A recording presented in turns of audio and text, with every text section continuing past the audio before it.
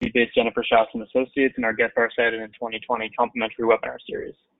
As you know, the FAR, or Federal Acquisition Regulations, is the rule book that the federal government must follow when making purchases. Our webinar pulls from contracting experts to explain each part of the FAR. It is complimentary and recorded. We will post all of the recordings on our website and YouTube channel, where we have over 300 government contracting webinars available for download. A special thanks to our webinar partner in this series, the National Veteran Small Business Coalition Educational Foundation. Please visit their website to learn more about the organization. We would also like to thank our friends at Open the FAR for their sponsorship. If your organization is interested in sponsoring this series or one part, please contact hello@jenniferschaus.com.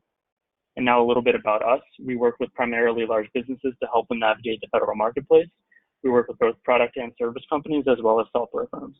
Our clients span the globe and include publicly traded organizations in a variety of sectors. We provide market analysis reports, contract administration, contract vehicle assistance, and more. All of our services can also be built into a training course for your team. Learn more about us on our website. And now we would like to let you know about some ways to reach government and government contractors through us. We offer advertising and sponsorship opportunities through our weekly newsletter and also in our webinar series. For pricing or to place an order, please email us at hello@jenniferschaus.com. And let's learn more about today's speaker, Chase Kunt. You can find his contact information here. And today we are covering FAR Part 45. Thank you so much for joining us, Chase, and the floor is now yours. Thank you, Colton. Thank you, Jennifer Schaus and Associates, and thank you all for attending today's session on FAR Part 44. It is an honor to speak with you today. It's even more of an honor that Jennifer Schaus and Associates granted me the opportunity to speak to FAR 44, which is, sadly to say, my favorite place to hang out within the regulatory rule book. Let's go ahead and get going. We got a lot of material to cover. There's not going to be any breaks or anything. We'll just hold tight and push our way through the session. Next slide, please. So as I said, FAR 44 is my favorite place to be. As my intro showed, I'm a managing partner with Capital Edge, and Capital Edge specializes in regulatory compliance. We work exclusively with federal contractors and grantees and solving issues related to cost, contracts, business systems, and the compliance regime that we all live and breathe in every day. Within Capital Edge, I have the unique duty to lead our CPSR practice area vertical business line, and that kind of does explain why I spend quite a bit in FAR 44, as you know, and we'll see through the materials today. My email address is up front, also in the back of the deck. Should you have any questions, feel free to reach out. All right, so why is FAR 44 so important? I thought maybe let's just ask that question up front. Well, there's really three reasons. One, it is the regulatory implementation of public law, specifically U.S. Code, related to the advance notice and consent to subcontract requirements, okay? So that advance notice and consent is a set of requirements that is somewhat unique in that not only is it regulated in FAR and then it ends up in your contract via 52-244-2 or alternate or -4, the underpinning of the requirement is actually in law, in U.S. Code, okay? And so there's some uniqueness there and some seriousness that comes with U.S. Code level requirements, okay? So secondarily, why is this FAR Part 44 so important? Well, it is the regulatory underpinning for the CPSR, the Contractor Purchasing System Review, okay? And then finally, among other important reasons, FAR 44 does prescribe to the contracting officer within the government when to include the -2, 52-244-2, okay? And it's a critically important clause for a variety of reasons, as we're going to see. It implements the U.S. Code into your contract relative to advance notice and consent. It imposes that requirement contractually, and then of course, at little I of the clause, it gives the government the right to perform a CPSR in accordance with FAR 44 against your purchasing system. Next slide, please. All right, so how is FAR 44 organized? Well, it's pretty logical, okay? It starts at the point 2 with the advance notice and consent to subcontract requirements. Then we toggle into the next subpart at 44.3, which is where the contractor purchasing system review codification sits. And then finally, subcontracts for commercial items rounds out part 44. Next slide, please. All right. So I thought once we kind of understood why it was so important, FAR 44, what are some of the impacts realized? And, you know, sometimes impacts can be beneficial to us, sometimes impacts can be detrimental. Okay, so let's take a look. All right, so right off the bat, there's a benefit within FAR 44. Okay, so if we're purchasing or subcontracting under a FAR Part 12 prime contract, okay, so where the government used FAR Part 12 acquisition procedures for commercial items, for buying under such a contract vehicle, well, FAR 44 tells us that the advance notice and consent requirements are waived. Okay, so they're neutralized. Okay, under FAR 12 prime contracts. That's good. Okay, it also tells us that the consent requirements are substituted for contracting officer written authorization. Okay, if you, the contractor, are buying under a prime contract with FAR 52-251-1 in it, right? The government supply sources clause. So this is the contracting officer putting a clause into your prime contract saying, hey, contractor, if you're going to buy off of a GSA schedule, as an example, go for it.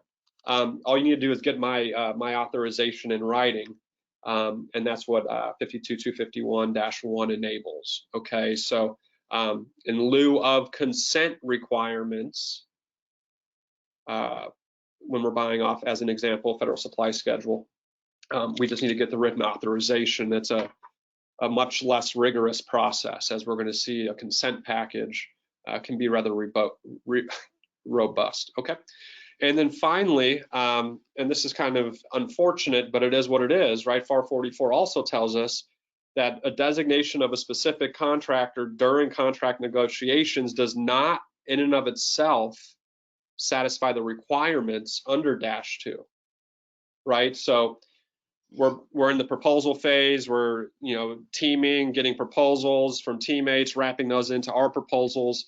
Then we submit to the government. We negotiate with the government.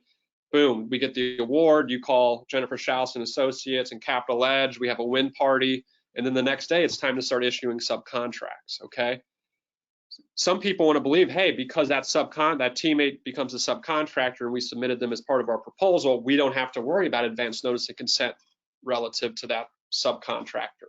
Negative, okay?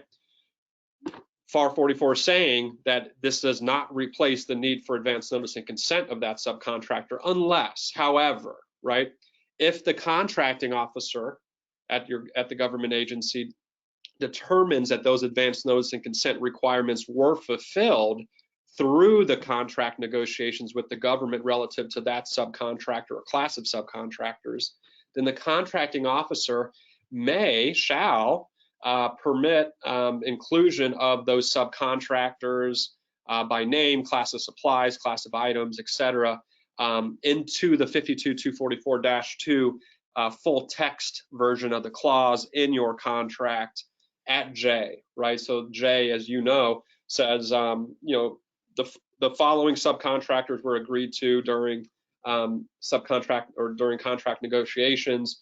Therefore, consent's not required. When consent's not required, advance notice is not required. So really encourage your contracts managers, your salespeople, the function that interfaces with the government contracting officer to include those subcontractors, class of subcontractors, however we can define it, at J of the clause, because then in performance, life becomes easier. We don't have to get those secure those consents from the contracting officer relative to whatever stated at J of the -2. Okay, next slide, please. All right, so let's define some key terms, right? FAR 44 tells us some pretty important things from a definitional standpoint, right? First, right off the bat, the approved purchasing system, okay? This is a contractor's purchasing system that has been reviewed and approved in accordance with FAR 44. If you remember, 52-244-2J, I, says that the government reserves the right to review your purchasing system in accordance with FAR 44. You can see the tie-in right there. That CPSR then forms the basis for the administrative contracting officer, whether that is a unique ACO or a PCO holding ACO type responsibilities, administrative responsibilities. It provides that individual basis to make a decision. That CPSR does. All right. And that's either to approve or disapprove the system effectively, the purchasing system. All right. So what is a CPSR? Well, it's the complete evaluation of a contractor's purchasing of materials and services, subcontracting, and the subcontract management through performance. All right. So some people think, right, the CPSR, the purchasing system review, is limited to the purchasing function, the procurement function, right? Well, here we go. FAR 44 is quite clear.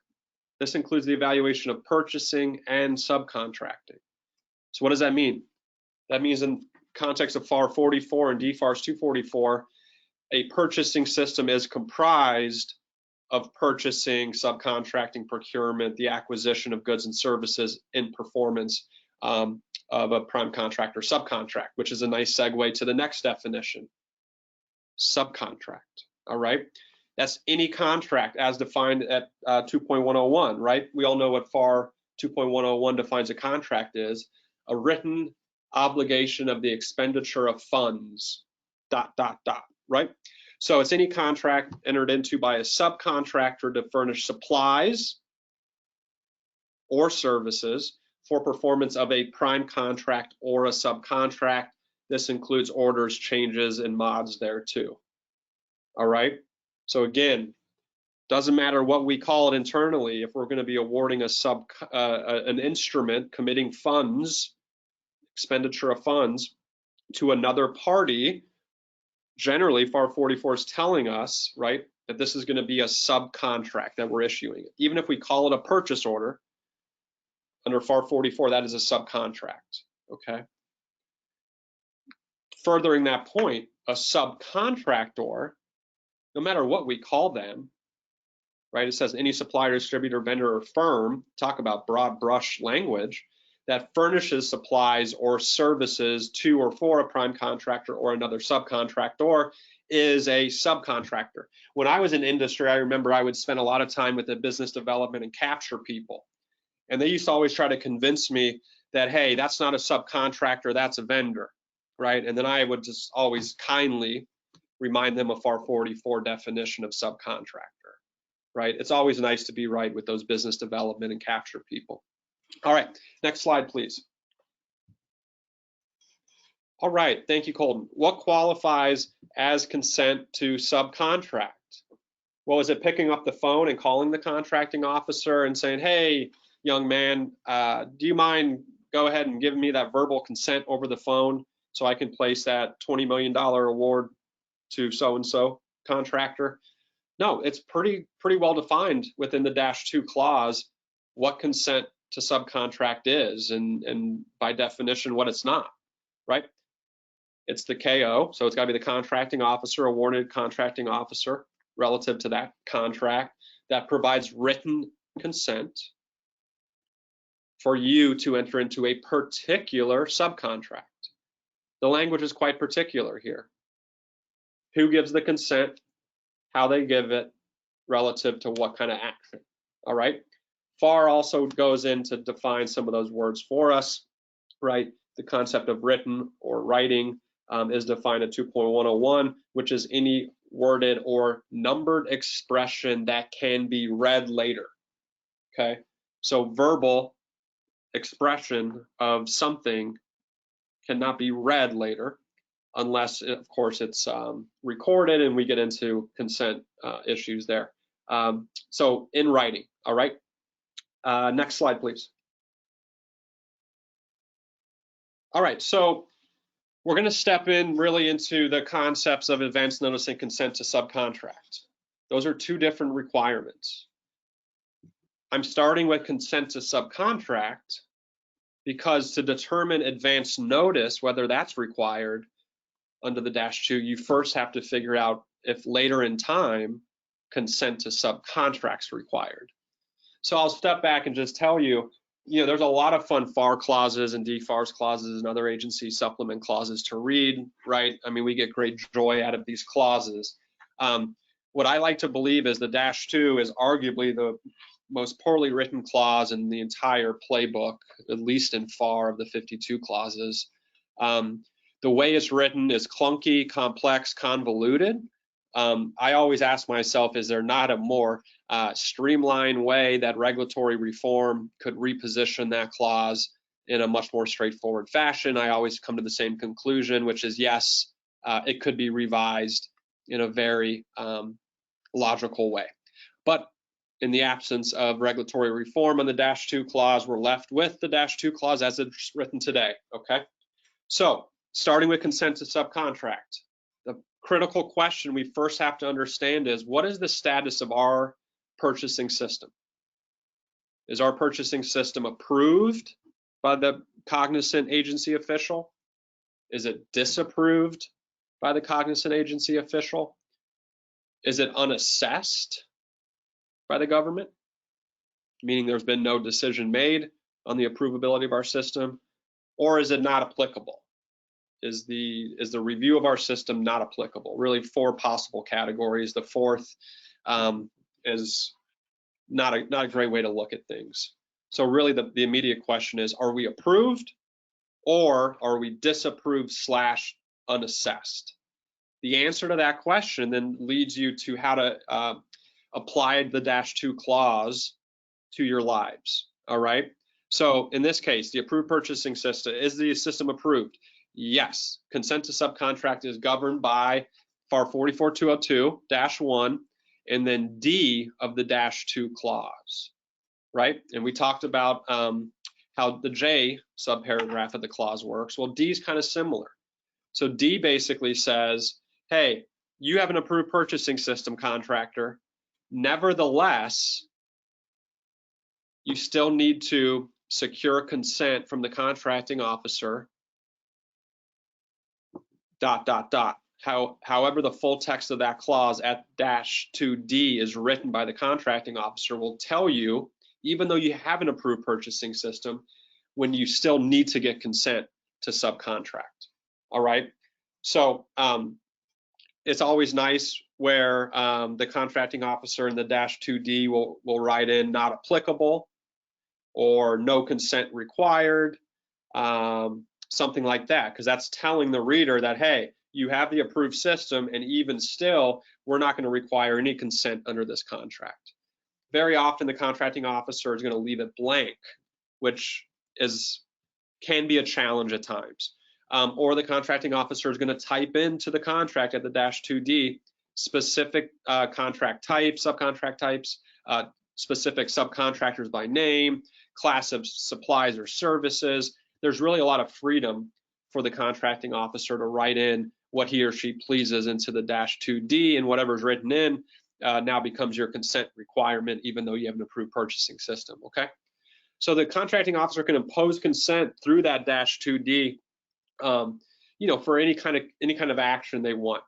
It's really a lot of flexibility and discretion based on subcontract type, the complexity of the subcontracts, the value, right? Everything over the TINA threshold requires consent, right? The contracting officer, she could write that into the -2D.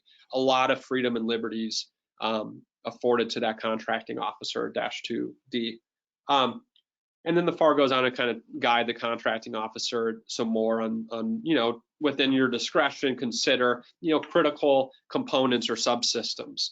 Subcontracts for those may present significant risk. Therefore, you, the contracting officer, may want to protect the government's interest by putting into the -2D that all critical components that go onto the weapon system or all parts of electronic nature, like kind of electronic parts type stuff, needs to be written into the -2D. So the contractor has to get contracting officer consent before award.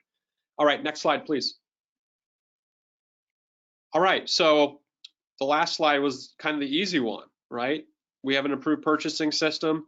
-2D tells us when we have to get consent, okay? In the absence of the approved purchasing system, or right, if we're disapproved or unassessed, things get more complicated. The clause becomes more convoluted for us, okay? I'm confident this training today will clarify a lot of that. So this pushes us back to 44202-1, but B in this case, and then it ties to the -2B and C clause, subparagraphs from the clause, okay? And we'll untie that here momentarily. You know, in my personal opinion, 44202-1 is more descriptive than the -2, but not inconsistent with the -2, okay? Do that mental gymnastics and juxtapose for 44202-1 with the clause. And I think eventually you'll get to where I am, that, you know, 44202-1 is actually written in a better manner.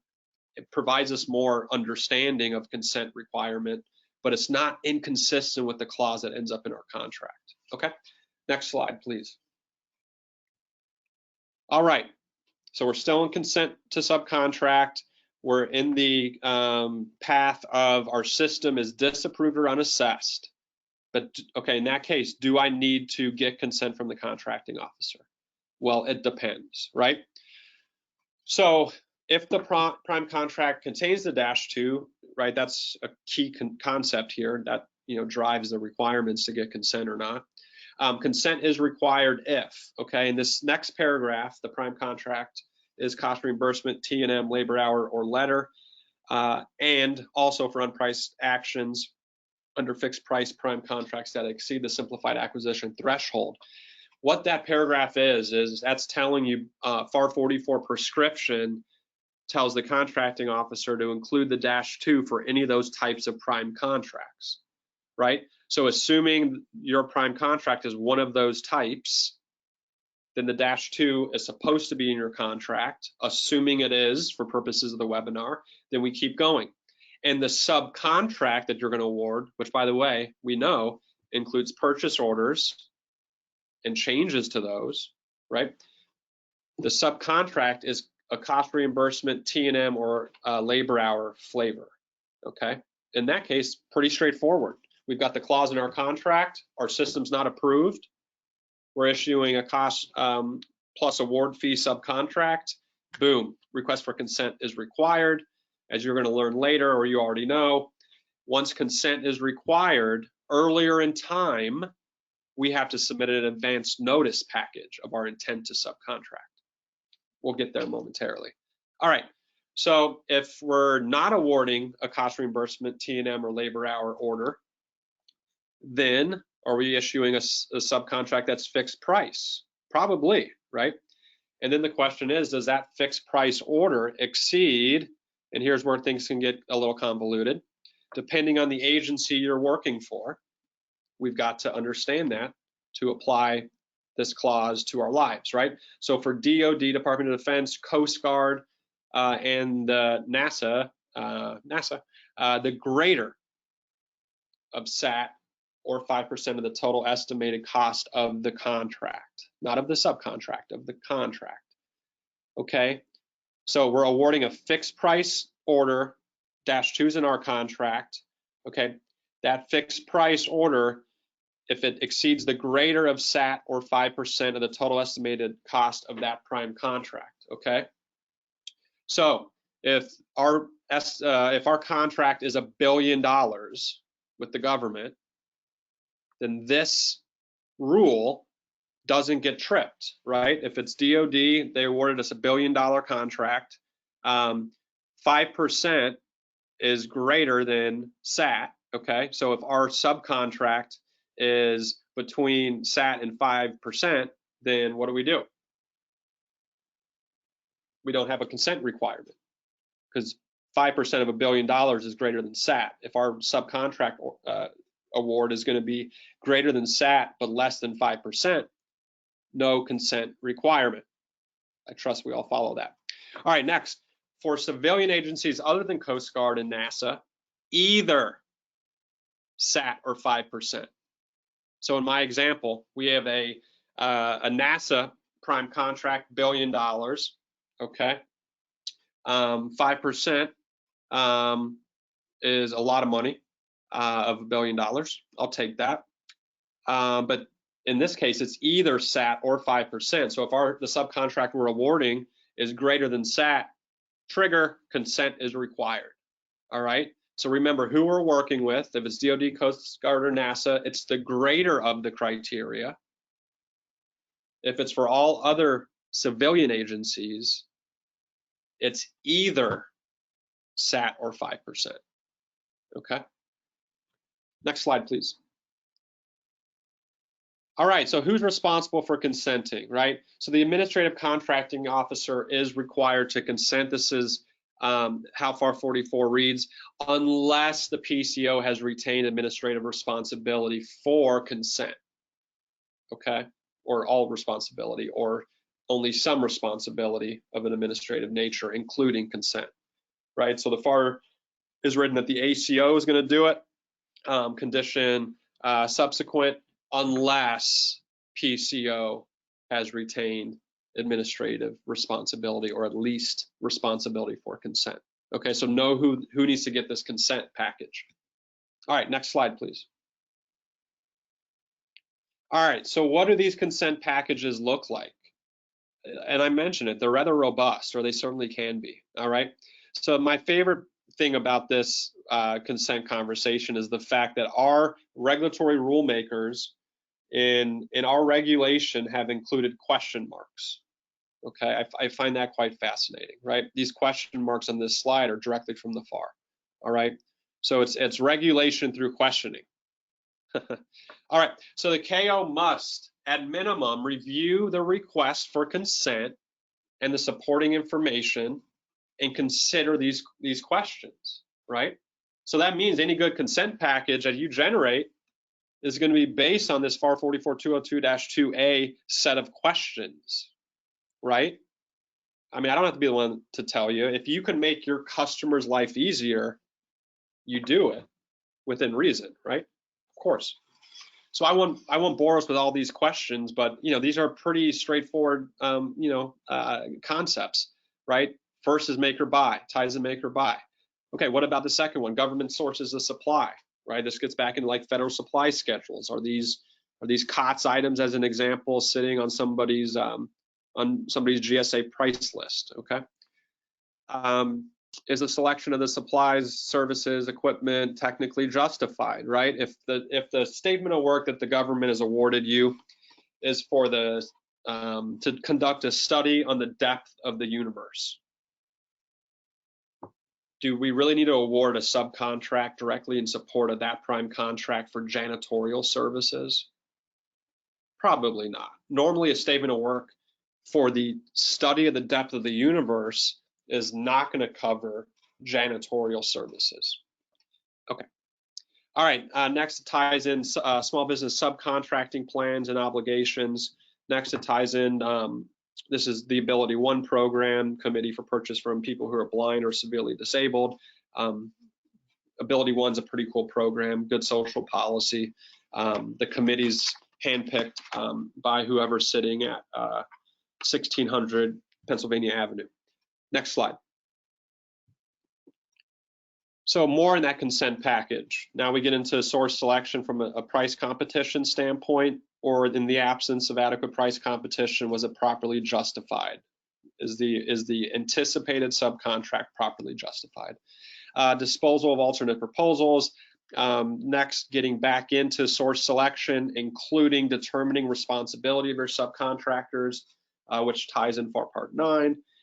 Next, cost or price analysis, then certified data, TINA, moving along, appropriate subcontract type selection, then government furnished equipment, or contractor purchased equipment or real property. Next slide, please. The translation of prime contract technical requirements into subcontract requirements. Again, I think the study of the depth of the universe and the janitorial services example is a good one. I also say any good contracting officer is going to take a look at the FAR and other agency supplemental clauses that you are intending to flow down to your subcontractor. I certainly would if I were her. And then finally, are you adhering to your CAS disclosure statement and your CAS requirements? As an example, FAR 52-230-6 L3 says if you're going to award a CAS covered subcontract PO, you have to notify your cognizant federal agency official within 30 days of making that award. Okay.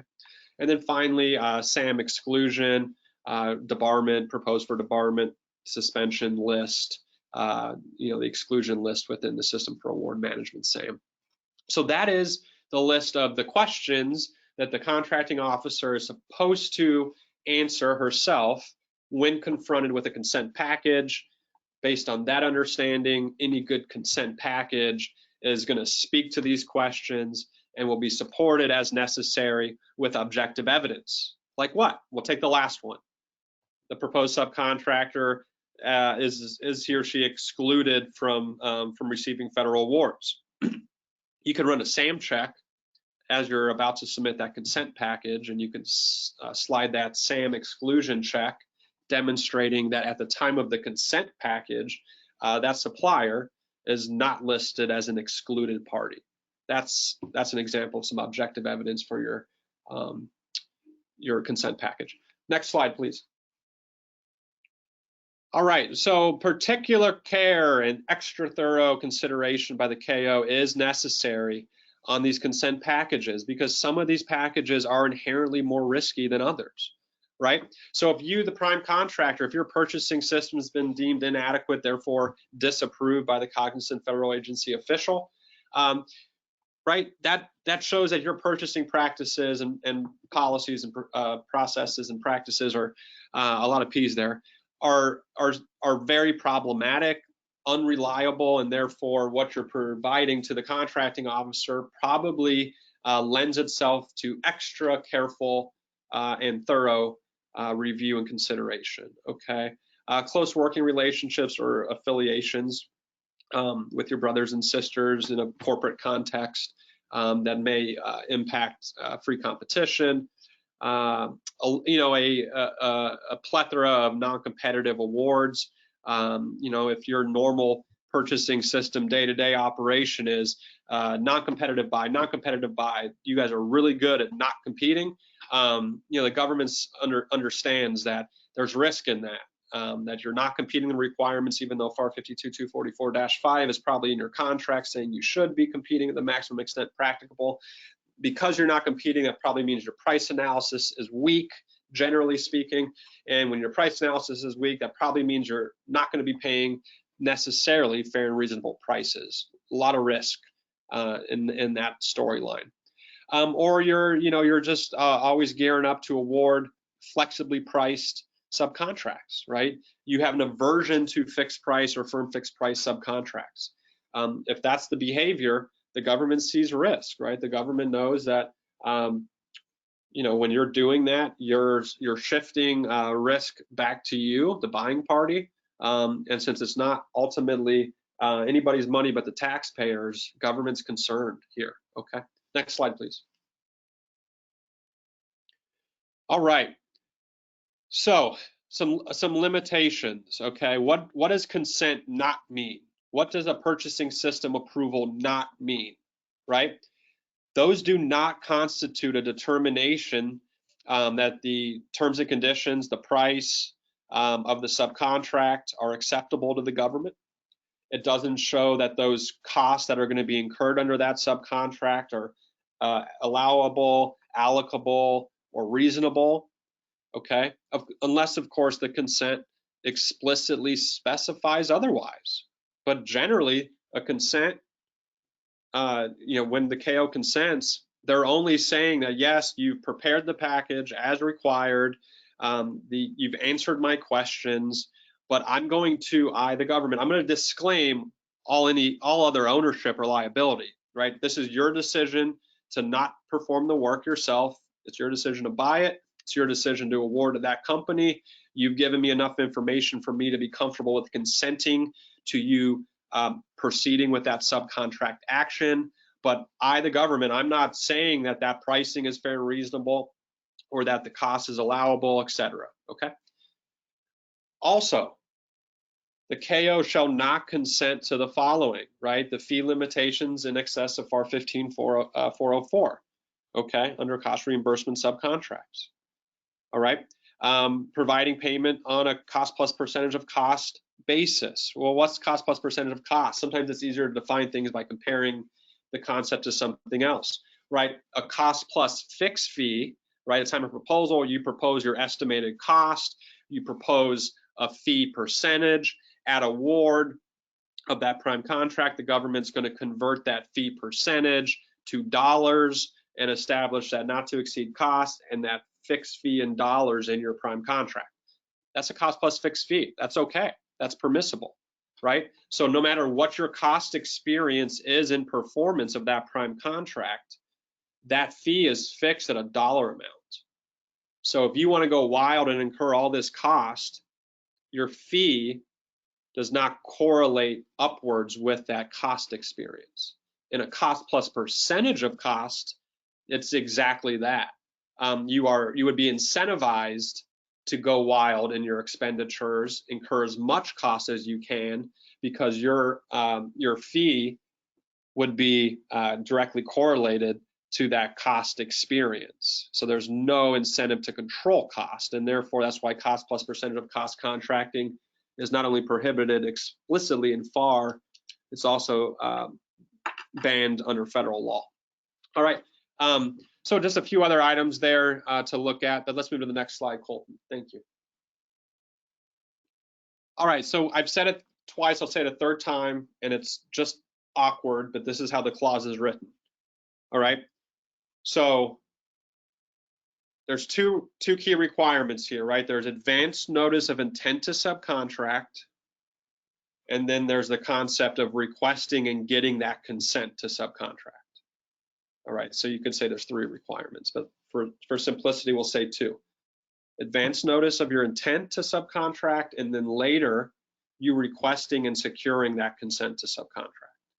All right, the way the -2 is written in sequential order from top down, left to right, as we all read the English language, you first have to determine whether consent is required before you determine whether advance notice is required, which, oh, by the way, happens before consent occurs, right? So that's what that first bullet's getting at. There's a little exception there if the alternate 1 to the -2 or -4, which is the architect and engineering, and we'll look at both of those here in a moment. That's the only exception to that logic, okay? So right off the bat, FAR 44202-1 talks about under cost reimbursement prime contracts, contractors required by statute to notify the KO, and it explains when and how. The takeaway here is, right, so here's that statute being referenced within the FAR, and then the -2 further regulates it and puts it in your contract, okay? So effectively what this means is that public law requirement is imposed through the -2 or alternate 1 to the -2, all right? So advance notice is required today if consent is required tomorrow under the -2. Or advance notice is required today if -2 alternate 1 applies and is triggered, okay? So the -2 alt 1 is unique. It basically carves out the concept of consent, and it says even though you have an approved purchasing system, and even though consent's not required, you still need to provide me, the contracting officer, with advance notice of your intent to subcontract. Okay, next slide, please. All right, so there down towards the bottom is the engineering, architect and engineering services. So this is unique in that there's no advance notice component, only a consent component. So the alt 1 to the -2 was the inverse. There's no consent requirement under the alt 1, only an advance notice requirement. Here under the -4 for architect and engineering, there is no notice requirement. There's only a consent requirement, right? The -2 is convoluted enough. Then we start introducing the Alt 1 and the A&E services, and people's minds can explode. So let's keep our heads on and take a breath, okay? Next slide, please. All right, so I think we're out of advance notice and consent to subcontract. Just in summary, we've got to know if we have an approved or disapproved purchasing system or unassessed. We need to know if the -2 Alt 1 and or the 52244-4 clauses in our contract. And depending on that profile, then we know how to attack the clause or clauses, right? Remember, if we have a disapproved system or unassessed, the frequency by which we're going to have to provide advance notice and get consent increases. If we have an approved system, the frequency by which we have to provide advance notice and secure consent decreases. So that's one of the advantages to having an approved purchasing system, okay? And remember, I'll say it a fourth time, for us to determine if an advance notice package needs to be submitted today, we have to look at the clause from a consent standpoint to figure out if consent's going to be required later in time. If yes, consent's going to be required later in time, then that means I have to submit an advance notice to consent, advance notice of intent to subcontract package before I submit the consent request package. All right, so far 44.3 now. We're in the subpart there. It defines the CPSR objective, right? And I disagree with the objective. I support clients through CPSRs continually. What the objective, according to FAR, is to evaluate the efficiency and effectiveness with which you spend government funds and comply with government policy when subcontracting. If I had my way and I could be a regulatory reformer, I would rewrite this to be, for a CPSR to be, the objective being to evaluate the effectiveness with which you, the contractor, complies with the applicable public laws, regulations, and contract requirements affecting your purchasing system. So I would look at it differently. There's no level of efficiency that I see evaluated, and the effectiveness tested is what is applicable from a public law, regulatory, and contractual basis as it relates to your purchasing system. Okay, the CPSR is critical. We talked about this early on. The outcome of the CPSR is giving the ACO the basis to make a decision. You want that ACO to have a really good decision, right? So you need a good CPSR experience. You want that decision to be approved. Approval of the system. All right, next slide. All right, so am I eligible for a CPSR? You know, I get this call about once a week from a prospective client, okay? And this is the slide to help answer that question, right? So the ACO is the one that determines the need for the CPSR, okay? That's what the regulation says, right? The ACO, it's their determination whether a CPSR is needed. Well, why is that? Because the reg says that, right? It's not DCAA, it's not the IG, it's not God himself, okay? It's the ACO makes that decision whether a CPSR needs to happen. And they are to generally consider some factors like past performance, volume, complexity, dollar value of procurement activity, okay? Broad brush stuff, right? So let's keep going.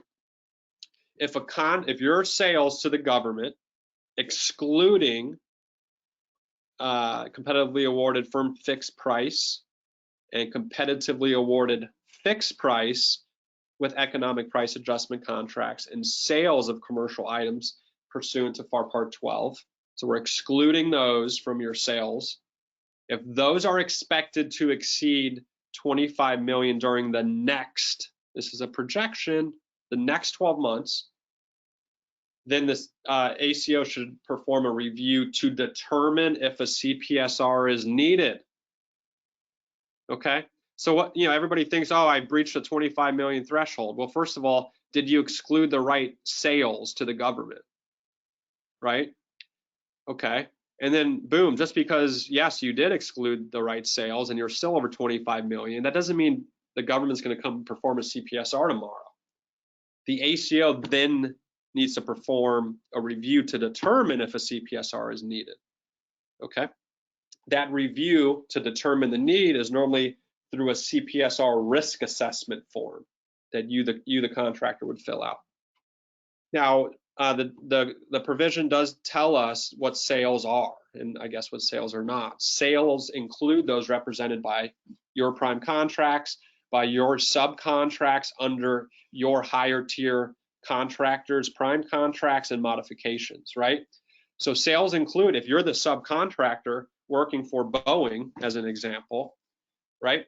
Those are sales to the government. They just go through Boeing, okay? This also doesn't say anything about how much dollars you spend annually or the next 12 months on subcontracts or purchase orders.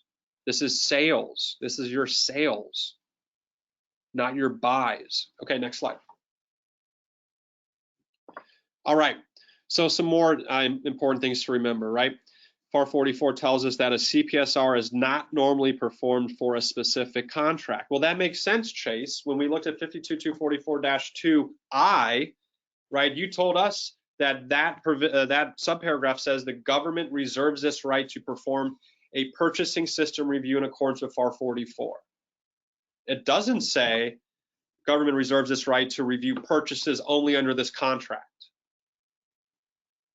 Right? Exactly. All right. So 44 goes on, and this is where the concept of the $25 million threshold, I like to view it as a soft threshold. It's manipulatable, right? Because of the HCA, the head of the agency, whomever at a very high level within the cognizant agency for contract administration of your business can raise or lower that $25 million threshold. Okay.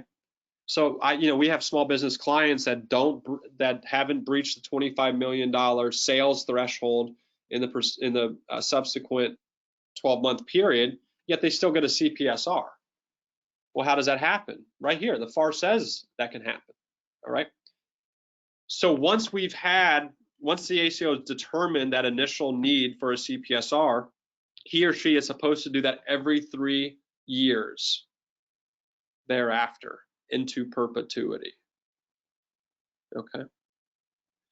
And based on that rhythm, then the ACO determines if the CPSR is needed, and if so, they will conduct that CPSR. Now, normally they don't conduct it themselves, nor their specific office. They outsource it. Like for DoD, they outsource it to the DCMA CPSR group, right? USAID, if there's any USAID contractors on the line. USAID outsources the CPSR to the DCMA CPSR group. Okay, next slide, please.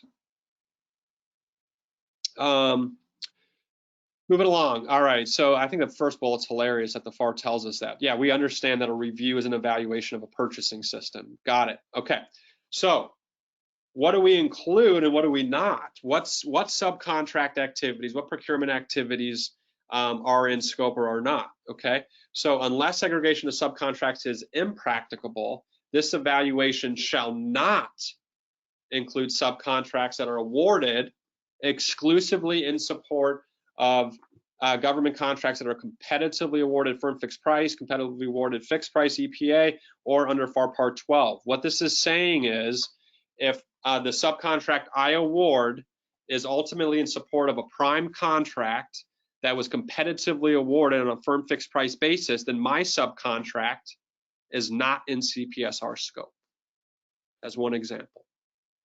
Okay, if you can't segregate, if your system can't segregate like that, then all this is saying is that's okay. The government, I'll still review everything that I want to.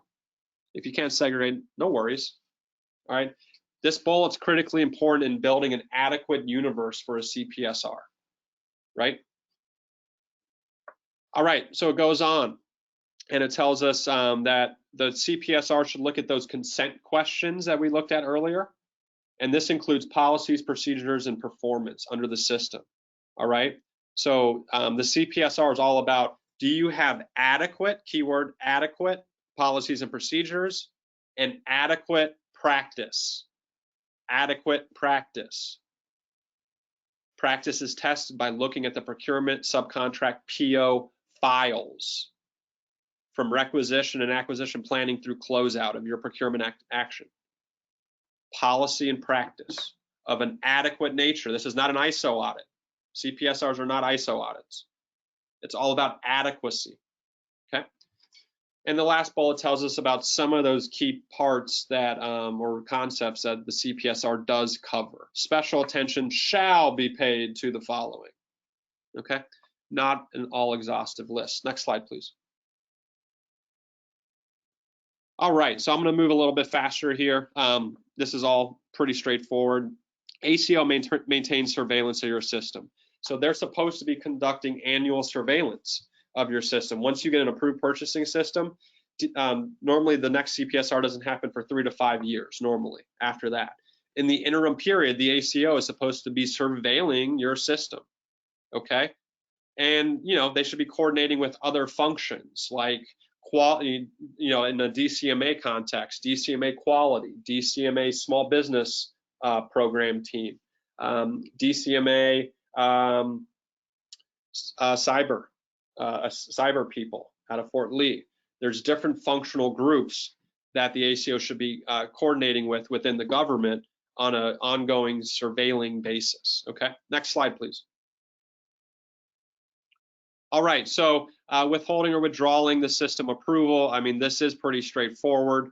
Right up front, the ACO shall, so no real option there. The word shall is there.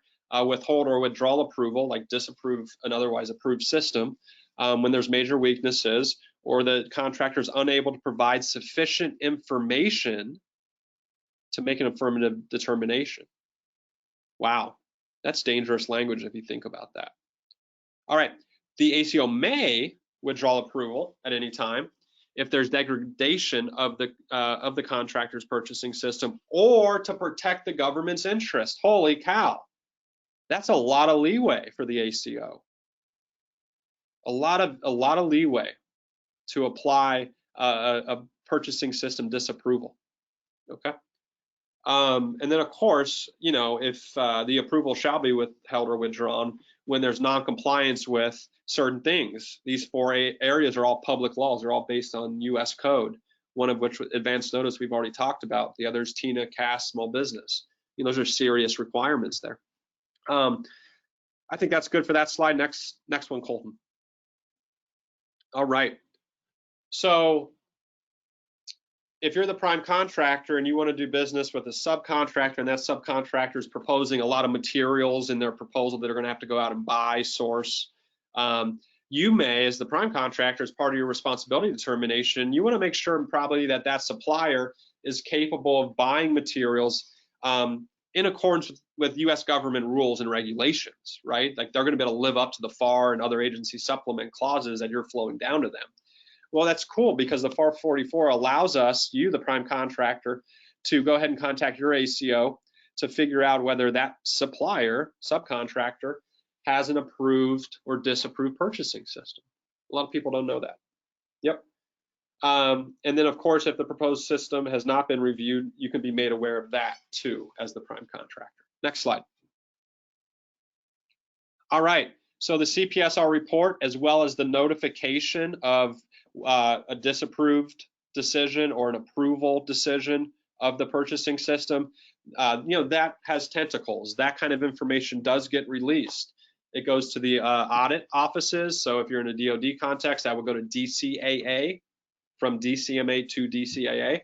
And the last one is rather scary too. It goes to the contracting activities. So if you're doing business with TACOM up in Michigan, okay, you're building a tank for them. Well, they're going to get notification of both of the report, the CPSR report, and the decision the ACO makes on the approvability of your system, disapproved or approved. Okay, that has some implications. Next slide, please. All right, and the final section of FAR 44 is the commercial item stuff. Certainly a hot topic in CPSRs today is the commercial item determination. The first bullet is really just a restatement of FAR 52-244-6A, which is just a contract reminder, a contractual clause reminder that you are to buy commercial items and non-developmental items to the maximum extent practicable.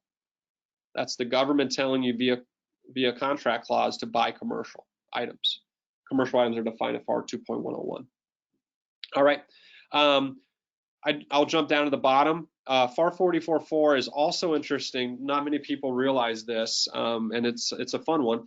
And this is copy and paste, third bullet on this slide. Notwithstanding any other clause in your prime contract, only those clauses identified in the -6 are required to be in subcontracts for commercial items. So what this is saying is, from a FAR perspective, if you're going to buy a commercial item, the only clauses that you need to flow down to your supplier are those clauses called out in the -6 clause. Okay. Now, as we all know, normally when you're working for a government agency, there's FAR, and then there's the agency supplement to the FAR. Okay, so this is governing the 52 clauses. If you're a DoD contractor, you're going to have 52 clauses and 252 clauses, DFARS 252s. This is only applying to the 52 clauses, that third bullet, right? All right. And then, of course, -6 really implements these concepts contractually. All right, next slide, please. All right, final thoughts before we wrap up here. Thank you all for, again, attending today. Gosh, an hour goes by fast when you're having fun. So final thought for me is, if DCMA has cognizance over your purchasing system, or if the DCMA CPSR group will otherwise review your purchasing system. A moment ago I said USAID contractors often get visits from the DCMA CPSR group. We've also seen Department of State contractors get DCMA CPSR group attention. So if you have DCMA cognizance or otherwise are going to experience a DCMA CPSR, you've got to be aware of the 7001 DFARS clause, which is how your system is going to be measured and assessed. Okay, that clause has 24 criteria to what would be an acceptable purchasing system. And what's important to remember there is the DCMA CPSR group is unique in all of government. There is no other federal agency that employs a dedicated team, 40 to 50 individuals, that all they do as a matter of job responsibility is to conduct CPSRs. Okay, Department of State does not have a team of people that all day, every day are on the payroll to conduct CPSRs. Okay, so those are the functional experts within all of government on CPSRs, the DCMA CPSR group, and certainly within DoD. So again, thank you all for attending today. Again, that was a lot of fun, a really quick hour of fun. Happy Friday, have a great weekend. Colton and Jennifer Schaus and Associates, thank you for having myself and Capital Edge speak. Thank you for a great presentation, Chase. To our audience members, we thank you again for participating with us. If you have questions about this part, please contact our speaker with the contact information seen on your screen. And if you have any questions about federal contracting or need assistance with any of our services, please contact us directly. Thank you again for joining us. This concludes today's webinar.